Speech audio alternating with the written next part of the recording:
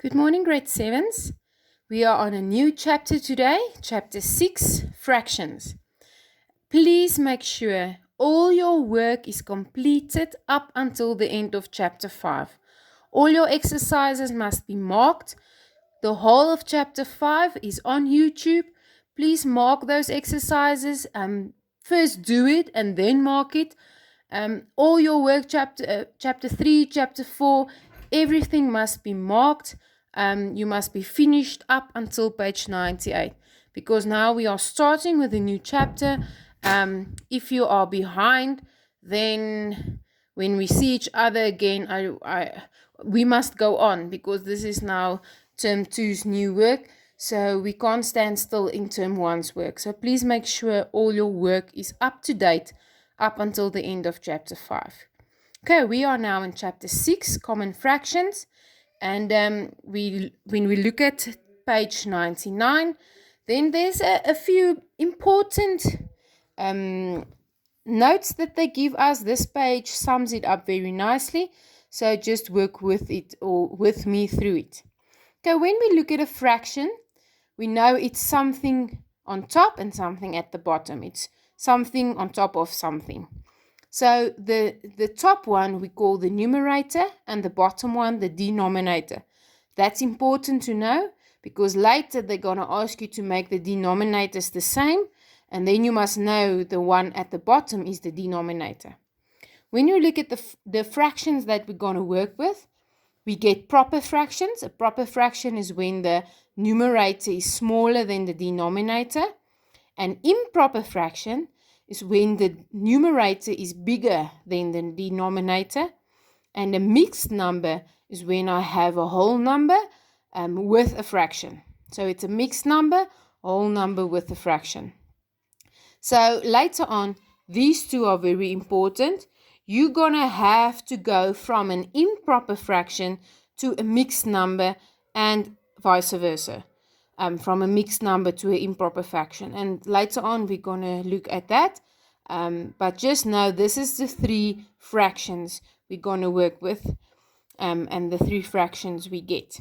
When we look at equivalent fractions, the word equivalent means the same. But it's not written the same. It's just the same. So they are equal when we look at these two fractions that they give you here, examples. Then you will see that 3/4 or 3/4 is exactly the same as 6/8. They are not written the same, but they are the same. They are equal. So this is an equivalent fraction. Now here, they show us how to work out an equivalent fraction. So when we look at the first exercise or the first example, then we see 3/4 equals 6/what. So now this rule here, this rule that they state here, applies to this method, how to get an equivalent fraction. What happens at the top must happen at the bottom. And vice versa. What happens at the bottom must happen at the top. So when I look at this one, what happened at the top? So to get from 3 to 6, we multiplied with 2. So at the top, we multiplied with 2. At the bottom, we're also going to multiply with 2. What happens at the top must happen at the bottom. So what is, when I go back, what is 4 multiplied by 2? 8. So the equivalent fraction from 3/4 is 6/8. When I look at this example, so here we have a bottom one. What happened at the bottom? 3 multiplied by 5 equals 15. So what must happen at the top? 2 multiplied by 5. So at the bottom, I multiplied by 5. At the top, I must also multiply by 5. 2 multiplied by 5 equals 10. Okay, so that is how I get equivalent fractions. When I get simplification, or when I must simplify a fraction, then I do the following. When I have 4/10, how do I simplify this?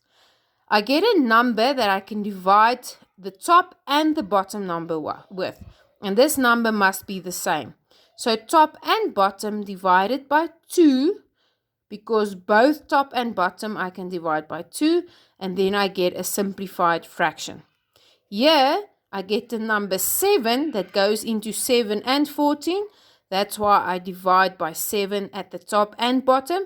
The number I divide with must be the same number. And that's why the answer is 1 over 7. So 7 over 14 simplified equals 1 over 7. And the third example, 75 over 100. What number goes into 75 and 100? So here they state that you get the HCF from chapter 1. We did it in chapter 1. So how do I get the HCF? So I get the factors, the highest common factor of 75 and 100. And that will be 25. So I divide by 25, and 75 over 100 simplified equals 3 over 4. Okay, when I turn the page to page 100 and I look at the bottom, there's a few important notes here. Okay, when we compare fractions with each other, for example, if we have to decide which one is the largest, our first step is always to get the denominators the same. So when we compare fractions, first step, get the denominators the same. How do I get the denominators the same? By getting the LCM, least common multiple, or lowest common multiple. And how do I find the LCM? It's the smallest number that goes into both denominators. So example here is, what's the LCM of 3 and 4? Okay, now this is very, very important. It's like a little tip they give you to get the LCM of two numbers. An easy way to find the LCM is to get the largest numbers multiples. Example, out of 3 and 4, which one is the largest? 4. So what is 4's multiples? 4's multiples is 4, 8, 12, 16, etc. Now they say, okay, so, and then you take what multiple can 3 also divide into. So 3 can't divide into 4, 3 can't divide into 8, but 3 can divide into 12. So you take the bigger number multiples, then you get the smaller number, and you take what multiple does 3 also go into. And that is 12, so the LCM equals 12. So when I look at these two examples before the exercise, example 1 is easy.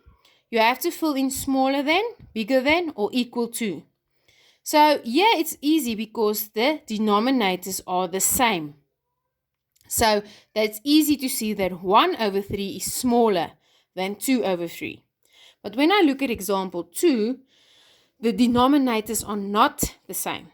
So which one is bigger or smaller?